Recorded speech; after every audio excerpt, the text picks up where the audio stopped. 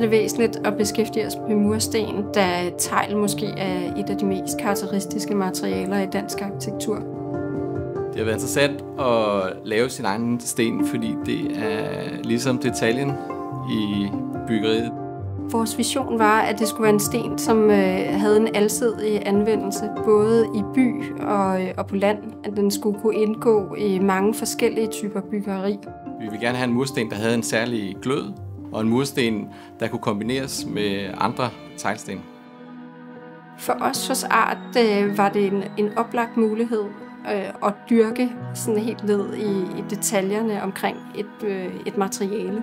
Arbejde med ler og kalkprocenter og den slags, og finde den rigtige glød sammen ude på teglværket.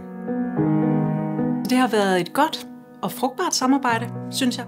Og især fordi, at arkitekterne har været så godt forberedt. De har haft en helt klar vision, som de har været meget dygtige til også at formidle i både tekst og tegning. Og så var det jo meget nemt for os at gå i gang, fordi de vidste, hvor de ville hen.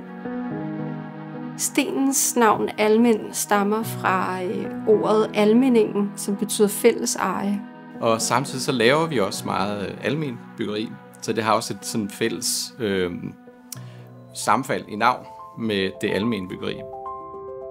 Det har været vigtigt for os, at Egernsund Wienerberger arbejder bevidst med at sænke CO2-forbruget i deres produktion af teglsten.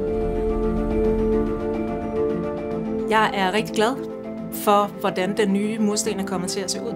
Jeg synes, den har en meget fin glød, som bidrager med varme og liv i vores lidt blege skandinaviske lys.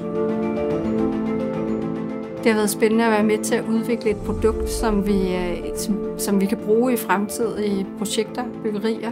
Det at kunne ikke bare sætte form på arkitektur, men også sætte materiale på arkitektur, det har været rigtig inspirerende og interessant. Vi er utrolig glade for vores nye sten.